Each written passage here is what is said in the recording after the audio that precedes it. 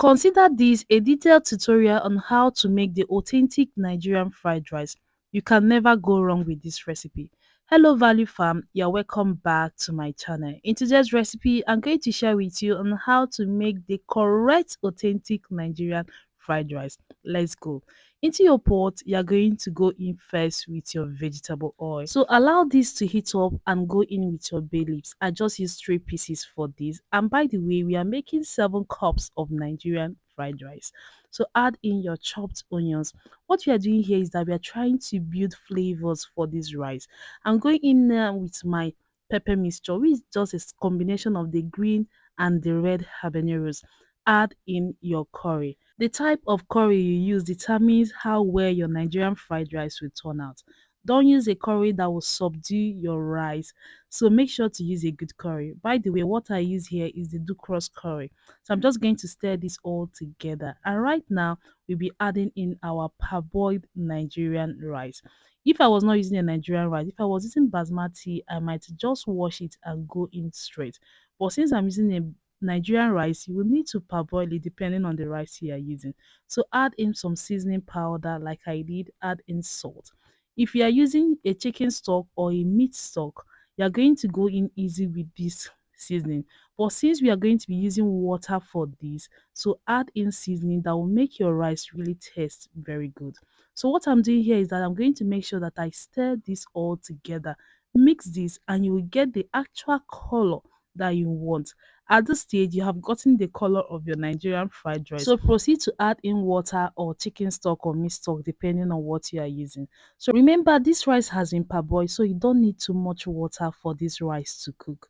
Few minutes later, I'm checking on our rice and it is well cooked. What I'm going to do now is I'm going to fluff this up and I will set this aside. Make sure not to cover the pot again because you don't want this rice to further cook. That way it's going to be soggy when you fry it. You just want its strands to be like this. This is a Nigerian rice we are using, by the way, and you can see how we are able to cook it without so much water. So when you're adding water, just add it bit by bit. So I'm just going to leave this out and we'll start the frying process. So in a frying pan now, we add in little oil. Don't need to add too much oil because you won't be needing the oil for your veggies. So I'm going to allow this oil to heat up and add in your pre-cooked liver. That is your beef liver. I've already cooked this liver to perfection and I cut it into tiny bits like this so that when you take up your rice to eat, you have livers and the veggies to eat with it. So you're going to stir this occasionally to the liver turns like this. That way your liver is well fried. You don't want it too dry. You just want it to have a little bit of moist in it and actually well fried. So after that, you see this oil. If you use it to fry your veggies, it's going to affect the color of your veggies. But if you don't mind, proceed with it. But for me, I discard the oil. That's why I ask you to add in little oil. Add in more oil to your pan and go in with your cooking margarine. It makes lots of difference. Allow this to really heat up and go in first with your carrot. I usually go in first with the veggies that take the longest to cook. So carrot and your green beans. Stir this occasionally. Allow this to fry for a while before you introduce your green bell peppers, your red bell peppers, and stir all together. But before that, I'll be adding a little bit of seasoning. You don't want your veggies to be bland, so add in seasoning to actually flavor the veggies on its own.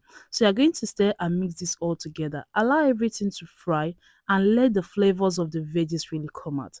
One thing you're doing wrong is adding your veggies and transferring it immediately to your rice. It doesn't work that way.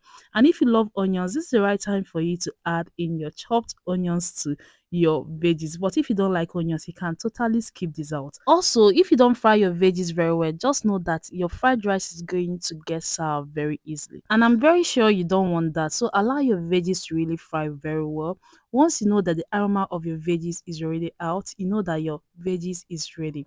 So this is the time for you to now add in the already cooked rice into the veggies. So I'm just going to be adding in this bit by bit. I will pause and stir.